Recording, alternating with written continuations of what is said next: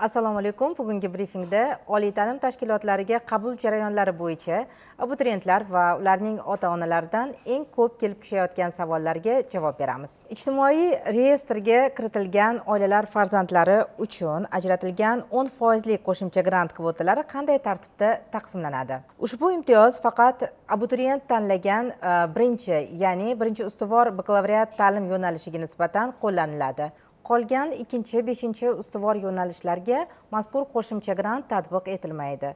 Shuningdek, ushbu imtiyoz faqat kunduzgi ta'lim shakli uchun amal qiladi. Kechki va masofaviy ta'lim shakllarida bu grant ajratilmaydi. Masalan, qabul parametrlarida muayyan ta'lim yo'nalishi uchun 58 ta qo'shimcha grant ko'rsatilgan bo'lsa, bu har bir universitet uchun emas, balki respublika bo'yicha ushbu yo'nalish uchun ajratilgan umumiy o'rinlar sonini anglatadi.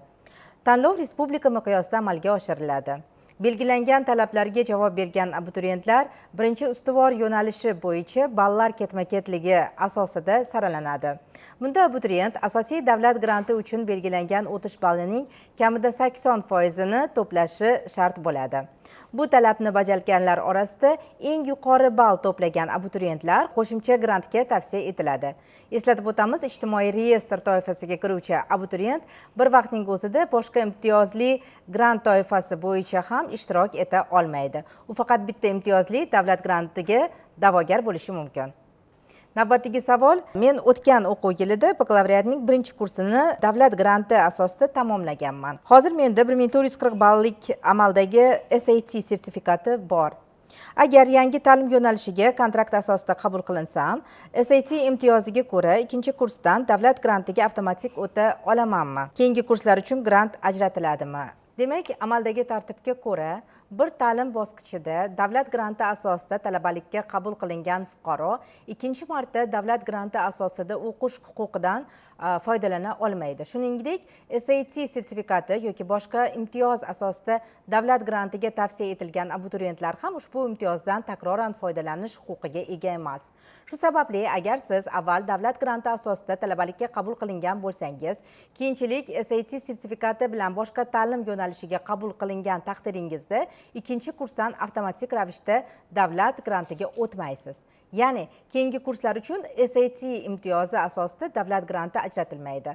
Bu holat Oliy ta'lim, fan va innovatsiyalar vazirligining axborot tizimi orqali tekshiriladi va davlat granti uchun takroran tanlovda ishtirok etishga yo'l qo'yilmaydi. Keyingi savolimiz: kontrakt asosida talabalikka qabul qilingan abituriyent ikkinchi marta aynan shu ta'lim bosqichiga hujjat topshirsa, davlat granti uchun tanlovda ishtirok etib, grantga da'vogar bo'la oladimi? Agar abituriyent avvalgi o'qishida davlat granti emas, balki to'lov kontrakt asosida tahsil olgan bo'lsa, u keyinchalik bakalavriatga yoki magistraturaga o'sha ta'lim bosqichiga qayta hujjat topshirganda davlat granti uchun tanlovda ishtirok etishi mumkin. Chunki amaldagi tartibga ko'ra, davlat grantini takroran olishga qo'yilgan cheklov faqat avval davlat granti asosida talabalikka qabul qilingan shaxslarga nisbatan tatbiq etiladi. Shuning uchun avval kontrakt asosida o'qigan abituriyent umumiy qabul tanlovida boshqa abituriyentlar bilan teng shartlarda ishtirok etib, yetarli ball to'plasa yoki imtiyozli tanlov shartlarini bajarsa, davlat granti asosida o'qish huquqini qo'lga kiritishi mumkin. Keyingi savol: ijtimoiy reyestr imtiyozi asosida davlat grantiga qabul qilingan talabalar grant asosida butun ta'lim davrida o'qiydimi yoki grant faqat birinchi o'quv yili uchun amal qiladimi? Davlat granti faqat birinchi o'quv yili bilan cheklanmaydi. Amaldagi tartibga muvofiq, ijtimoiy himoya yagona reyestri, ya'ni ijtimoiy reyestr imtiyozi asosida davlat grantiga qabul qilingan talabalar bakalavriatda o'qishni butun davri mobaynida davlat granti asosida tahsil oladi. Bunda talabaning davlat granti saqlanib qolishi oliy ta'lim muassasasining ichki tartib qoidalari va amaldagi qonunchilik talablariga rioya etilishiga bog'liq. Keyingi savolimiz: talabalar o'qishini ko'chirish jarayonida SAT sertifikati ham inobatga olinadimi?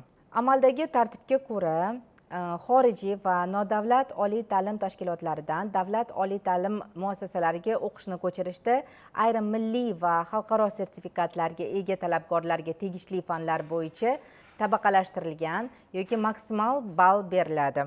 Jumladan, umumta'lim fanlari va chet tillari bo'yicha milliy sertifikatlar, shuningdek IELTS, TOEFL, Cambridge, Test DAF, DELF, HSK, TOPIK, TYS kabi xalqaro sertifikatlar hamda A-level sertifikatining belgilangan darajalari inobatga olinadi. Keyingi savolimiz, oliy ta'lim tashkilotlariga qabul jarayonida tanlov ustuvorligini qanday mezonlar asosida belgilash tavsiya etiladi? Shuningdek, maqsadli qabul tizimini qanday ishlaydi va uni tanlash abituriyentga qanday imkoniyat hamda majburiyatlar yuklaydi?